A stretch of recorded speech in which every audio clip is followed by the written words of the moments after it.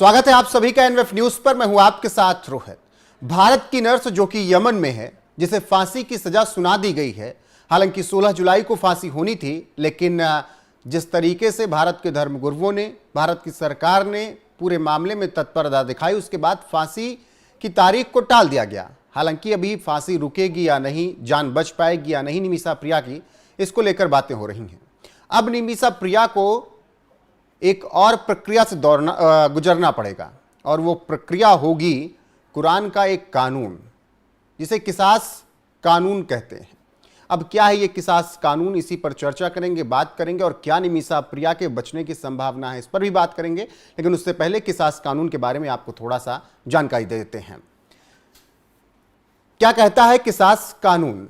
इस्लामी कानून मानने वाले देशों ने किसास का सिद्धांत कुरान से लिया और इसके हिसाब से ही चलना होता है। कुरान में किसास शब्द का इस्तेमाल समानता के लिए किया गया, यानी बराबरी के लिए, और ये बाइबल की आंख के बदले आंख की अवधारणा की तरह भी है, इसको आप कह सकते हैं। और मूल रूप से कुरान को लेकर बातें, इसके बारे में कुरान में बातें कही गई हैं। ये किसी अपराध के पीड़ित को पारस्परिक न्याय का हकदार बनाता है, यानी पीड़ित जिस तरीके से उसको प्रताड़ना मिली, उसी तरीके से वो न्याय की मांग कर सकता है। यानी अगर किसी के भाई की हत्या हुई है तो वह भी कातिल की मौत की सजा दिलाने का हकदार है, और वही बात तलाल का परिवार कर रहा है। किसास के तहत अपराधी को नुकसान पहुंचाया जाता है। अब किसास कानून को समझ लीजिए, यहाँ पर बराबरी का सिद्धांत जो मैं बता रहा हूँ। किसास के तहत अपराधी को वही नुकसान पहुंचाया जाता है जो उसने पीड़ित को पहुंचाया हो, बशर्ते वह जानबूझकर किया गया हो। उदाहरण के लिए आप इसके समझ सकते हैं कि किस तरीके से किसास कानून होता है। और ऐसे में अगर किसी ने हत्या की तो पीड़ित के परिवार को हत्यारे को मृत्युदंड देने या दिलाने का अधिकार है, जब तक कि वो माफ़ी ना दें या दियत, रक्त मूल्य स्वीकार ना करें। मतलब बराबरी का सिद्धांत बताया गया है किसास कानून में। अब किसास कानून को समझने के साथ ही कुरान में आधार भी समझ लीजिए इसका क्या है। कुरान की आयत 2:178 में किसास का उल्लेख है, जिसमें कहा गया, ये ईमान वालों, तुम्हारे लिए हत्या के मामले में किसास का विधान लिख दिया गया है, अब इसी से तुम्हें चलना है। ये कुरान की आयत कहती है। और इसको जब पूरी तरीके से सर्च किया गया तो ये बातें लिखकर मिली हैं कि स्वतंत्र के बदले स्वतंत्रता, गुलाम के बदले गुलाम, और स्त्री के बदले स्त्री, यानी मौत के बदले मौत। जैसे सजा आपको मिली है उसी तरीके से आप सामने वाले को सजा दे सकते हैं या मांग कर सकते हैं। ये बातें किसास में हैं, और कुरान की आयत भी मैंने बताई जो जानकारी के अनुसार उपलब्ध है। फिलहाल मेरे साथ हैं पंकज जी। पंकज जी, जो पूरी प्रक्रिया है किसास कानून की, अब उस प्रक्रिया से गुजरना पड़ेगा निमिषा को, उम्मीदें नजर आ रही हैं क्या कुछ? देखिए, दो तरह के कानून है, एक दियाह बोलते हैं, एक किसास बोलते हैं। अंग्रेजी में क्यू से शुरू होता है, QISAS है वो। किसास का मतलब ये होता है ना कि आंख के बदले आंख, जैसे बाइबल में लिखा हुआ है ना, तो सामने वाले ने जिस तरह का जुर्म किया है उसको उसी तरह की सजा मिलनी। जैसे कि आपने किसी महिला को आंख मारी तो आपके आंख फोड़ दी जाए, ये किसास कानून है। हाथ काट लेना, ये गाड़ कर जमीन में आधा गाड़ कर पत्थर फेंकना, या फिर बहुत तरह का देख रहे होंगे कि चोरी करने के जुर्म में हाथ काट लिया जाता है तो आपको दंड मिलेगा। जैसे नहीं, वो जैसा सामने वाले को किया है आप उसी समान रूप से आपको दंड का भागी बनना पड़ेगा। यह है किसास कानून। अब इस केस में क्या है कि आरोप यह है कि निमिषा प्रिया ने बहुत सोच समझकर पहले बेहोशी का इंजेक्शन दिया और अपने पार्टनर तला मसूद को मारा, और फिर उसके शव को ठिकाने लगा। तलाल महदी, तलाल महदी है, तलाल महदी है। तो उसको मारा और फिर उसके शव को ठिकाने लगाया। जो जुर्म आप जानबूझ के करते हैं उसमें किसास कानून लागू होता है। एक और कानून है, दियाह बोलते हैं उसको। वो वैसे जुर्म के लिए है कि जो गलती से अनजाने में हो गया है। तो जो दिया है ना, उसमें ब्लड मनी का कॉन्सेप्ट है कि चलो भाई मेरे से भूल से हो गई, गलती से हो गई, मैंने जानबूझ के नहीं किया, और उसका जो भी मुआवजा हो, जैसे $10 मिलियन इनकी तरफ से जो ऑफर किया गया। पूरे केस में निमिषा प्रिया के वकील का यही दावा था कि ये दिया के अंडर आता है, इसमें मारने का इंटेंशन नहीं था, वो तो बस बेहोश करके किस तरह अपना पासपोर्ट लेके वहां से भागना चाहती थी, लेकिन डोज गलत हो गया, इस वजह से उसकी मौत हुई। और जो तलाह का वकील था उसका कहना था कि नहीं, मारने के इंटेंशन से ही इसने इंजेक्शन लगाया था, और अगर मारने का इंटेंशन नहीं होता तो फिर उसके शव को ठिकाने क्यों लगाती अपनी दोस्त के साथ मिलकर।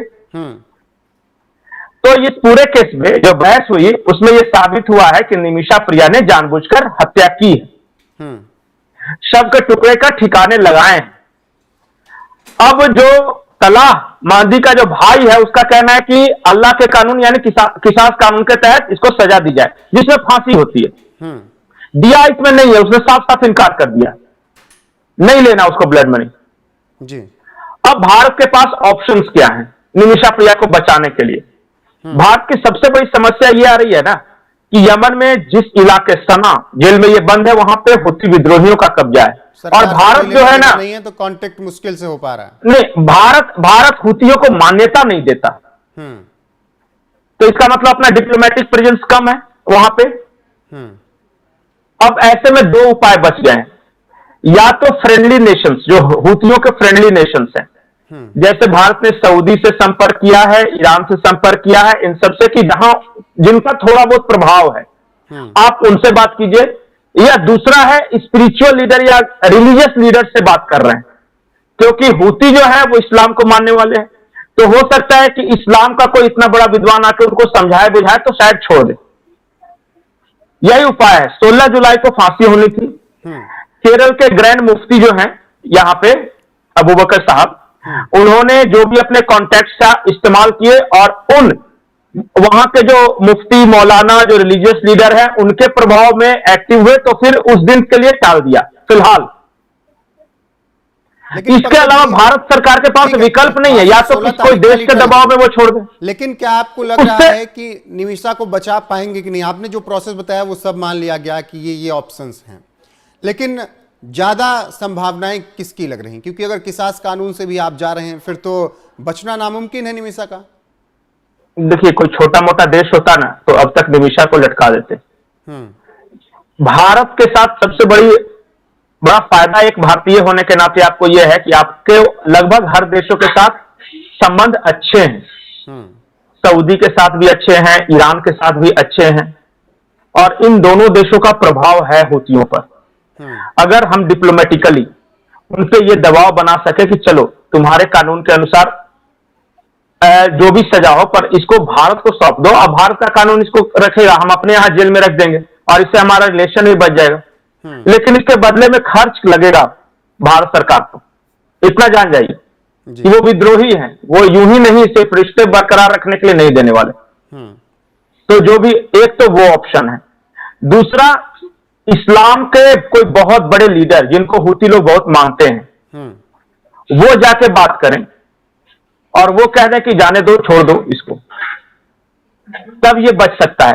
भारत सरकार उसी दिशा में प्रयास कर रही है। देखिए, आम कानून के अभी कोई दूसरा देश का नागरिक होता ना, इवन अमेरिकन वहां होते तो हुती विद्रोही कब के उनको खत्म कर चुके होते। बिल्कुल। आप चाहे अमेरिकन हो, इजरायली हो, रशियन होते, या इवन पाकिस्तानी होते, या इस तरह के देश होते, भारत के हैं इसलिए बार बार ये चल भी रही है और बचा के भी रखा। भारत सरकार प्रयास भी कर रही है। भारत सरकार के जो विदेश मंत्रालय वो कह रहा है कि आखिरी सांस तक हम कोशिश करते हैं कि किसी भारतीय को दूसरे देश में सजा न हो, या वो किस तरह से बचाकर ले आए अपने देश, सुरक्षित वापस लाना। ठीक है। और ये सुषमा स्वराज के बाद हुआ है। मैं साफ साफ बोल रहा हूं, सुषमा स्वराज से पहले आपको साथ कोई हो रहा है, अगर आप इंडिविजुअल हैं तो कोई ख्याल नहीं रखता था। देश स्तर के रिश्तों को प्रभावित नहीं करते। से भारत के सैनिक बचाए गए, किस तरीके से भारत के लोगों को निकाल के लाया गया, उन तस्वीरों हर जगह देश ने, दुनिया ने देखा, उस पर हमने चर्चाएं भी की। अब बारी निमिषा की है। हर जगह देखिए ना, चाहे इराक युद्ध के दौरान हम अपने लोगों को बचाकर निकाल कर लाए सारे को, ईरान युद्ध के दौरान हम निकाल कर लाए, यूक्रेन युद्ध के दौरान रशिया यूक्रेन में हम दोनों जगह से, खास करके यूक्रेन से निकाल कर लाए। ये पहले नहीं होता था। पहले यह है कि आप इंडिविजुअल कैपेसिटी में गए हैं, सरकार के पास अप्रोच करेंगे, दूतावास के पास, तब तो आपको मदद पहुंचेगी, नहीं तो, और वो भी प्रभावशाली है तब। लेकिन सुषमा स्वराज ने बदला इस चीज को, बिल्कुल। और वहां से ये अब यह है कि एक भी भारतीय नागरिक का कहीं नुकसान नहीं पहुंचा जाना चाहिए, इस हद तक सेंसिटिव होकर काम कर रही है। नहीं तो निमिषा प्रिया ने जिस तरह का अपराध किया और वहां की कोर्ट में जो साबित हुआ है, तो सजा मिल चुकी होती पूरी तरीके से। अभी भारत सरकार नहीं, भारत सरकार ये भी तो भारत सरकार ये भी तो कह सकती है ना कि भाई उसने तो मर्डर किया है, उसने बेहोशी का इंजेक्शन सबको काटा है, वहां की अदालत ने फांसी दिया, तो हम क्या कर सकते हैं? और भाई वहां तो कोई सरकार है नहीं, हमें क्या लेना देना, हूती विद्रोही है, तो ये कह सकती थी। लेकिन नहीं, सरकार ने कहा कि हम लगातार प्रयास कर रहे हैं, हमने दूतावास के जरिए संपर्क किया है, हमने वहां के रिलीजियस लीडर संपर्क किया है, हूती विद्रोहियों से संपर्क हमारा स्थापित हो गया है, हम सऊदी की, ईरान की, इराक की, जो आसपास के जो देश है उनकी मदद ले रहे हैं। ठीक है, तो इतना कौन करता प्रयास जी? फिलहाल अब किसास कानून की चर्चा हो रही निमिषा प्रिया मामले में, वो क्या कुछ कानून है और उसके बारे में हमने बात की, आपको बताया। बाकी निमिषा प्रिया को लेकर जो भी अपडेट आएगी एनएफ न्यूज पर आपको जरूर मिलेगी। बने रहिए एनएफ न्यूज पर लगातार। नमस्कार।